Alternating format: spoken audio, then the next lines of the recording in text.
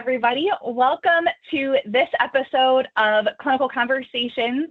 My name is Misty Seidenberg. I'm the Vice President of Clinical Programs for Upstream Rehab, and we are here today to talk a little bit more about advocacy. Joining me today is Mrs. Robbe Bendick. She is the Upstream Executive Director of Internal Communications and Corporate Social Responsibilities. Can you tell me a little bit about what does your job entail? Sure. So first of all, thanks for having me. I'm the person that helps make sure the messaging that our leaders want our teams to know is getting out to the field in a clear and concise way. And in turn, giving them an opportunity and ways to give some feedback to us and share their opinions with us and let us be able to react to the things that they want and need.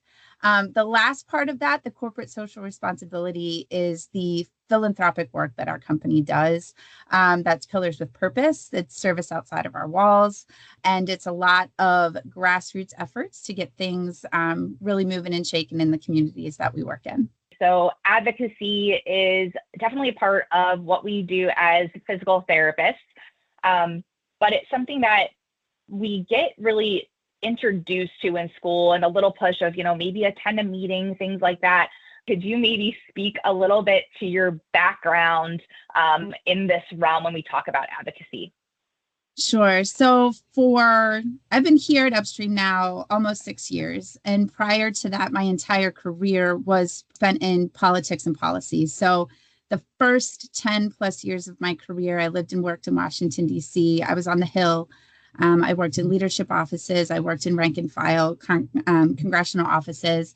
After we moved from the DC area to Pennsylvania, I spent some time hanging my own shingle, and I did a lot of consulting work in the fundraising world. I did more policy work. And at that time, it was both on a state and federal level. So I still had my fingers in the pot in DC, but then since I was here in PA, started to focus on some state level policy as well. I think in general, we often feel as PTs really underqualified or hesitant to advocate for our profession. We just don't know what to do or how to do it. And so can you give any advice for, whether it's a physical therapist, occupational therapist, clinician, even for non-clinicians, to overcome that imposter syndrome when you think about speaking to a policymaker or even just other stakeholders that we might interact with? Yeah, sure. The thing that you guys have to remember the most when you're going out there is that you are the qualified content area experts, policy area experts on these subjects that you want to talk about. You are working in the field every day. You are wanting to make your field better, not just for yourself because it's best for Misty, but there's a big part of the work that you're doing, especially through the advocacy lens, that you want to make this industry better for everybody, right? So trust what you know and be confident in that and understand that it is your right and your responsibility to be able to take the issues that matter to you most to your congressional leaders, to your policymakers, and tell them why things matter. Tell them succinctly and clearly any changes that you think would make the profession better so that you all can provide better care, so that it can protect providers if need be. I guess what I'm trying to say first is trust your gut and know that, those policymakers put their pants on one leg at a time, just the same way that we do. And you guys should not be, I understand the nerves, but honestly, you know more about the topic than they do. And they are happy to hear from you. So take the opportunity and just do it. Do you have suggestions or ideas of when we have the opportunity to talk to these individuals, how do we really tailor our messages to maximize the impact? So I would definitely recommend in those situations, if you're working with a larger association to help you get those meetings, make sure that you are very familiar with the talking points that they might share with you. So any association out there that is helping us advocate for the policies that matter most should be able to provide you with talking points. Make sure you have those before you go into the meetings. Familiarize yourself with them. If you can think of a personal story that would share why that policy point matters to you, remember that story and share it with them. The more personal you can make the interaction, the longer the meeting is going to stay in their minds. I would also tell you, when you get that opportunity, if when you show up at the door, you're not necessarily meeting with the congressman, but you meet with the staffer, don't take that as a slight at all. The members have 1,000 things on their plate at any one moment. They reserve their time first for their constituents. And so if it is a large group meeting, sometimes they're not going to know who is their constituent. But if you end up with a staffer, 9 times out of 10, that staffer is their content area expert as well. And so you're going to get your point across with them. They're going to carry it back to the member, and things can happen from there. So don't be discouraged if it's not the member, but it's their staff.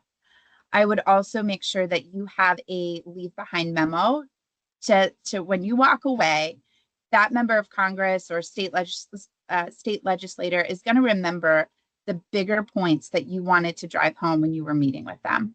Again, any organizing association that is putting this, advocacy day together for you should have something for you all to use. Past that, though, don't be shy to personalize that in some way. Go ahead and jot down, your contact information on there. Let them know that you're more than happy to follow up.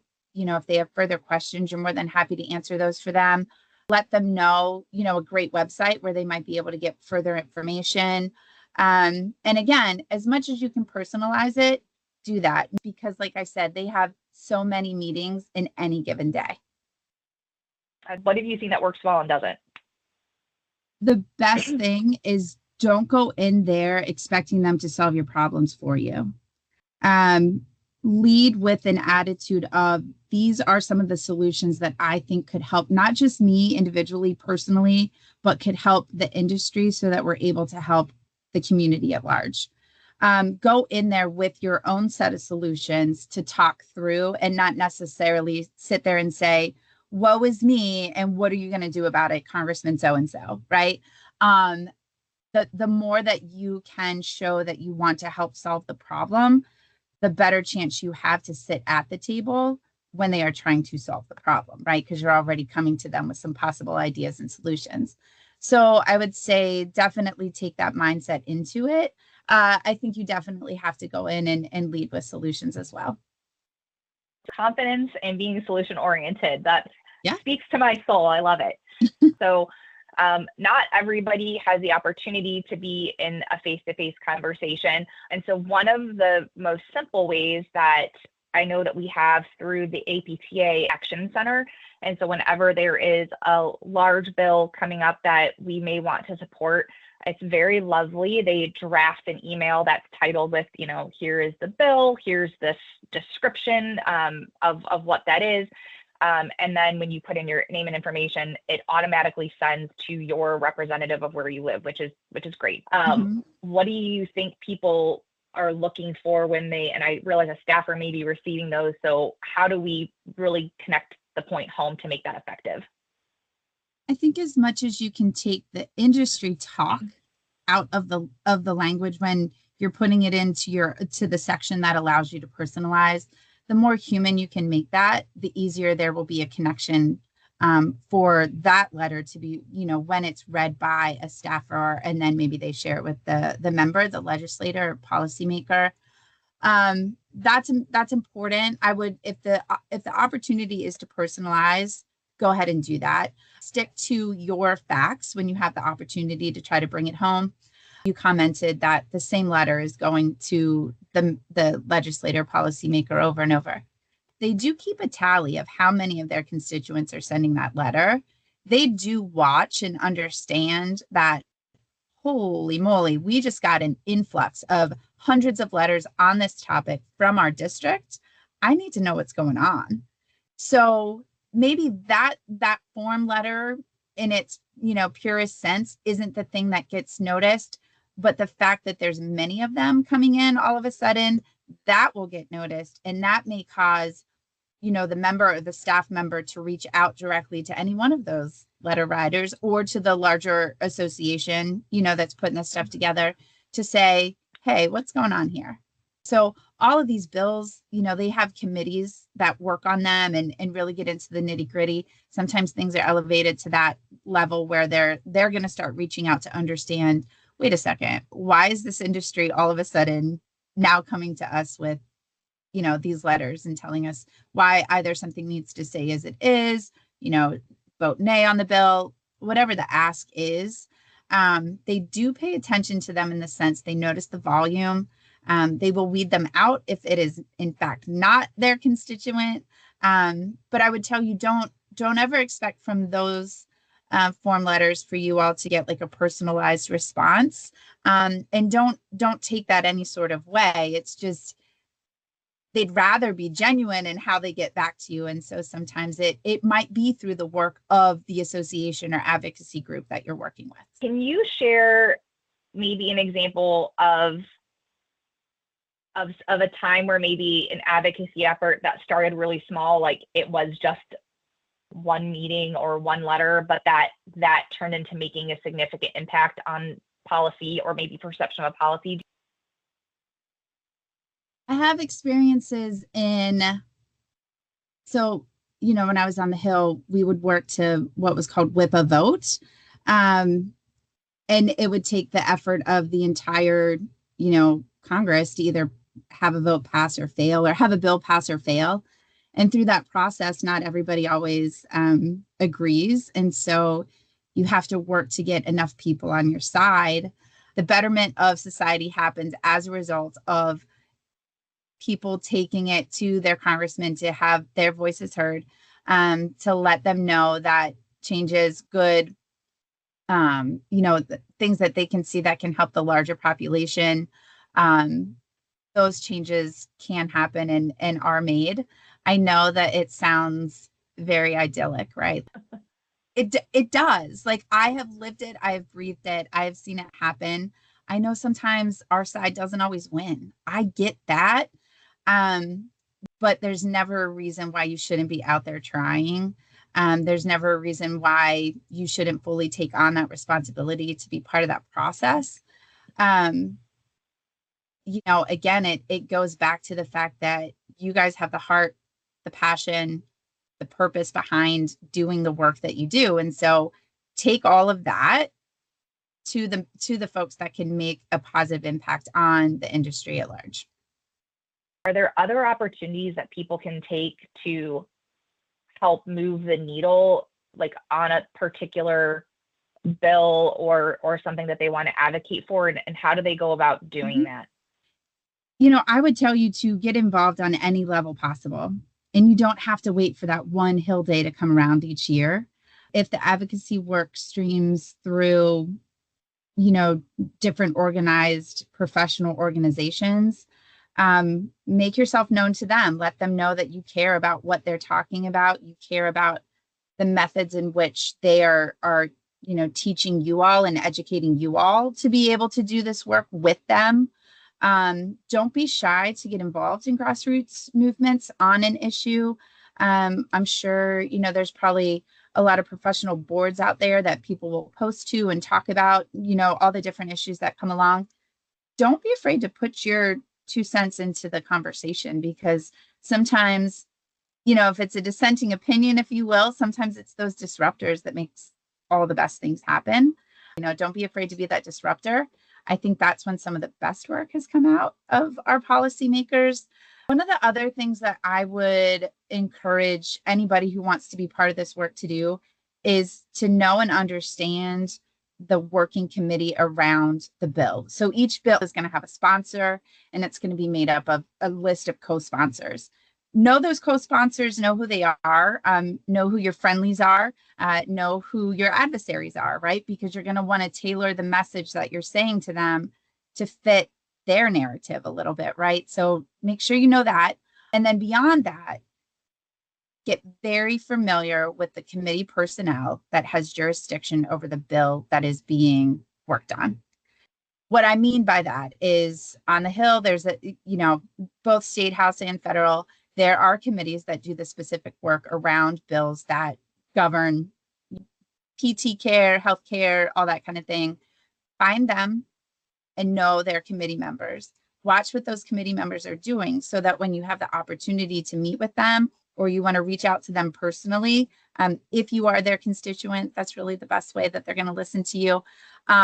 Reach out to them and know where they stand on the issue so that when you have that opportunity, you're tailoring your message to what you might know their argument's going to be, but then make sure you leave behind something with them that fits into what they, how they want to solve the problem as well, right? Try to merge those two things as much as you can. I would also tell you to get involved locally if there's opportunities, right? So if there are state associations, do that. If there are local groups, do that. So if you're in any town across the United States and there's local groups for all political parties, different political parties, start going to those committee meetings. Listen to what they have to say, because everything starts local and grows up from there. You never know who you'll meet at those meetings. The more opportunities you're putting yourself out there, the more opportunities there's for networking and connecting yourselves with the individuals that might have some sphere of influence that you didn't know existed in your backyard before. So don't be afraid to start those conversations locally as well. So you mentioned there's a bill, know what committee that might be in, because that might tailor some communication. How does one find that information? So that's a great question. If it's a federal bill, you can go to house.gov if it's sitting in the House, right? And if you don't know, you might have to go to house.gov or you might have to go to senate.gov. Either option is going to get you to where you want to be. The way that you can determine that is if it starts with HR, so House Resolution number, whatever, then you're going to want to go to house.gov. If it's SR, Senate Resolution, then you're going to want to go to senate.gov. If you go there, there's usually, something in the top, and you could punch in the bill that you're searching for, and you just punch in that number, and then it will pop up. Once that is populated on your page, you'll see more information about what committee it sits in, who's the sponsor, who's the co-sponsor. Sometimes you can tell a lot by how many co-sponsors a bill might have. If there's a lot of co-sponsors, there might be a lot of leg on that bill to get passed. But that's where you can get some of that information, house.gov, senate.gov. Before we close for today, is there anything else that you would want to share with people out there in this realm that you feel like is important for us to know? I think I led off with it. Just take advantage of the opportunity. It's there for you. Find a way to get that time, get that FaceTime with the staff member, or, if you're lucky enough with a policymaker, take the opportunity, because it is our right and it is our responsibility to be an active member of the whole process. Don't be afraid. Get rid of that imposter syndrome. You can do it. So I would recommend that. But I think once you do it once or twice, if you're involved in the Hill Days, the advocacy days, it gets a lot easier.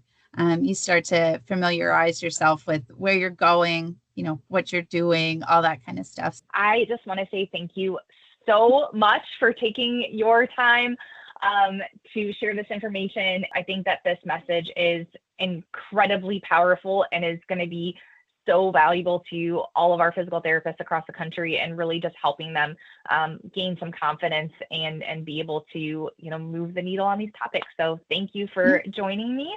And I look forward to our next conversation.